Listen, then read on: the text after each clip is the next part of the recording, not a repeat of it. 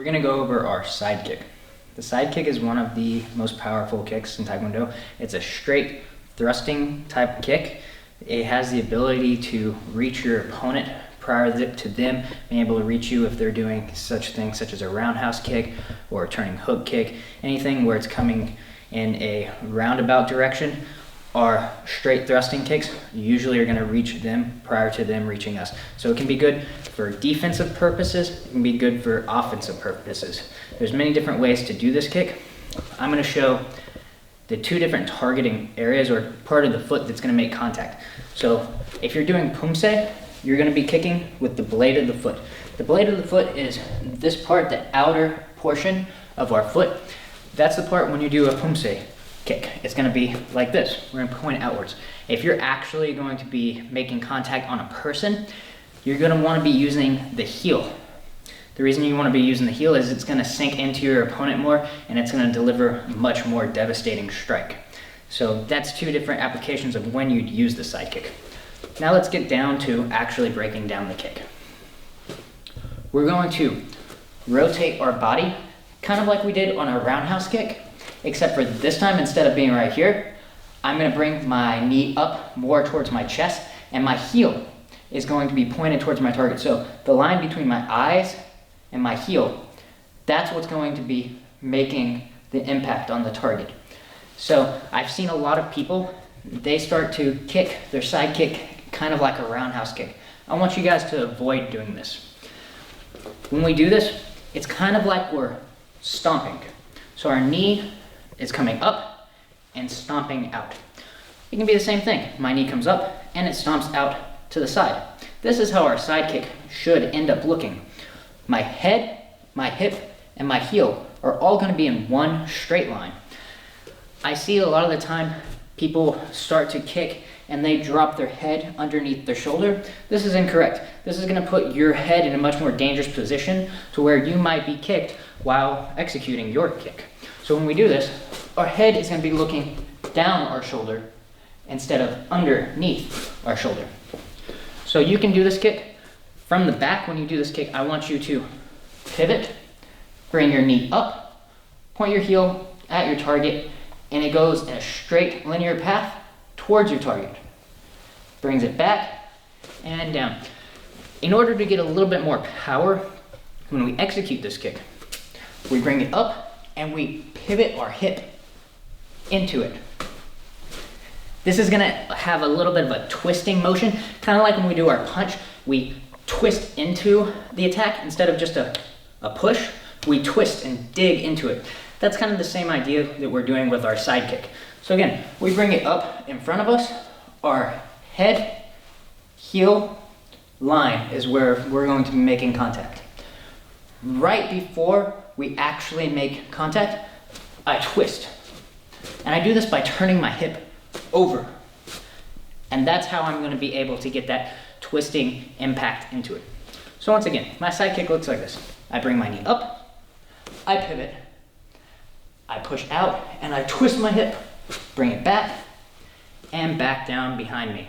Now we're going to move on to our drilling portion for our side kick or our Yop Chagi. I want you to grab onto something. You can use the wall if you want, use a chair, a couch, anything that can really help you balance. So we're going to start off, and we're just going to bring our knee straight up, and we're going to bring it right down. I'm going to practice using the heel of my foot for when I'm attacking or defending, when I'm using it against a person. So bring it up and down. Bring it up and down. This is the motion that your side kick should be going in. Again, I've seen a lot of students, they end the side kick and it looks just like they did a side kick, but the way that they did it is they brought their foot back. And it ends the same way, but it's not the same kick. It doesn't get the same sort of power and the directional force that I'm looking for. I want an up and a down. So we're going to do this a few times. Just up, down, up, down. Now that you kind of understand how the direction is going to be, we're going to bring it up and we're going to point our heel a little bit out to the side. And we're going to go low right now and push it out.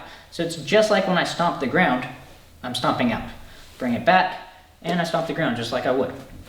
bring it up, and I'm gonna go a little bit higher. When you start to go a little bit higher, you're gonna notice that your bottom foot is gonna have to pivot, which is what you want. It's gonna help you be able to get the height. So as I go a little bit higher, my bottom foot pivots.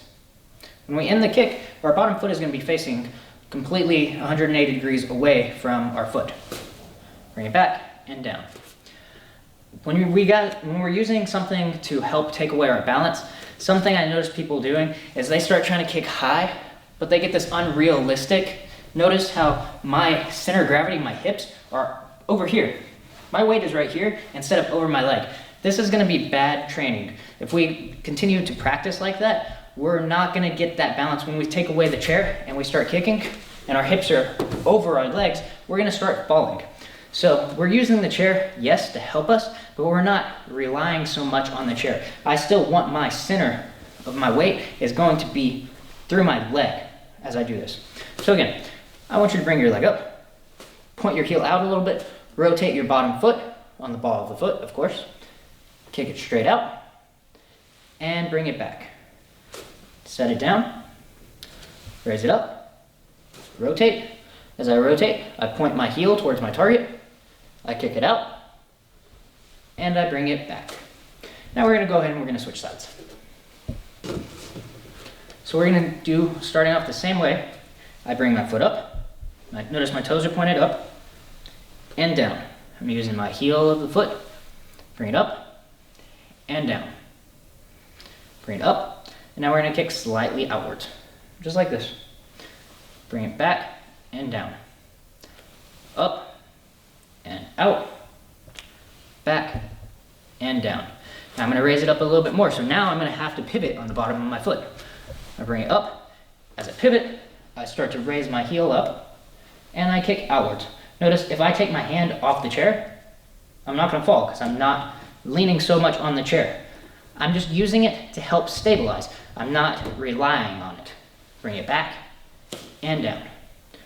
Up, rotate,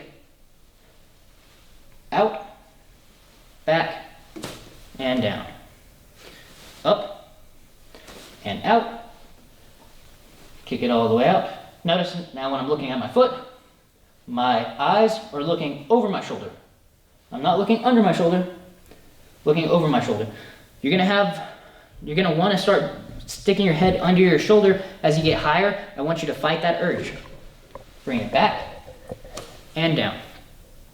Up, turn, out, back, turn, down. Good job, guys. Let's go ahead and switch back to the other side.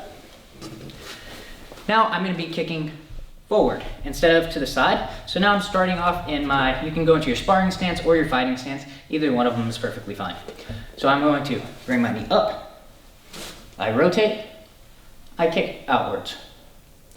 I bring it back and down. Up, rotate, out, back, and down. Up, turn, still have my straight line. My heel is moving in the straight line. Back and down. Up, turn, out, back, turn, down. We're gonna do a few more, a little bit faster. Turn, kick, bring it back and down. Turn and kick, bring it back and down. And one more. Turn and kick, back and down. Good job, guys. Now we're gonna go ahead and switch sides. Bring it up, rotate, straight line with my heel, back and down.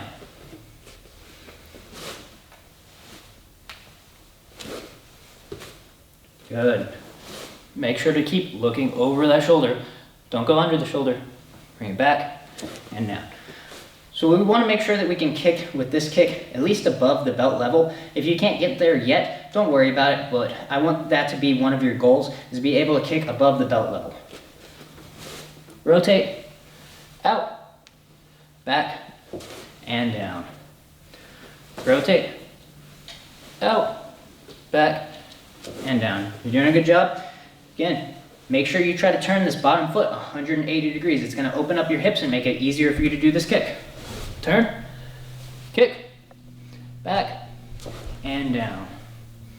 Good, a few more. We're gonna pick up the pace a little bit. So all one motion. And kick. I don't want you rushing it. If you have to do it slow still, no problem. And one more. You're doing a good job. Now we're going to move on to one more part of the side kick. We're now going to work on the final portion of the side kick, which is the twisting of the hip right as we're making impact. You can use a kicking bag, you can use your wall if you would like. There's many different things. We're not going to be putting power into it, so you don't have to worry about going through your wall. You can use the back side of your couch. There's many different things you can use. But what I want you to do is I want you to come up to your target, have my leg is slightly bent, and what I'm going to do is I'm going to rotate my hip as I extend my leg. I really want you guys working on your hip. So my hip bone right now is pointed directly up where my fingers are. When I rotate, now my hip bone is pointed this way.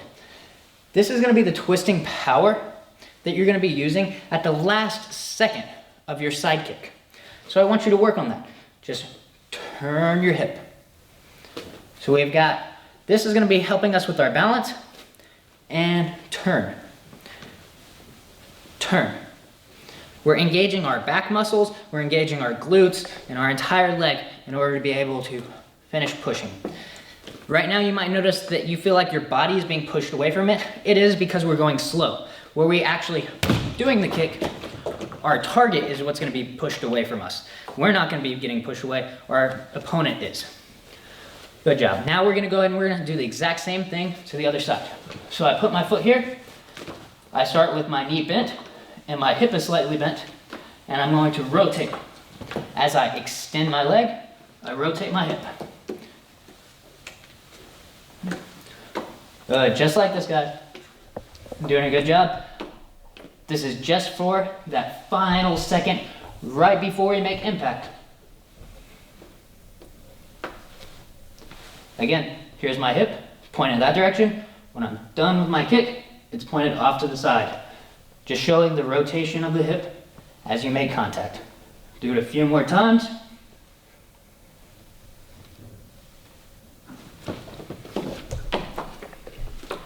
And that's a few good ways that you can practice your Yop Chagi or your side kick.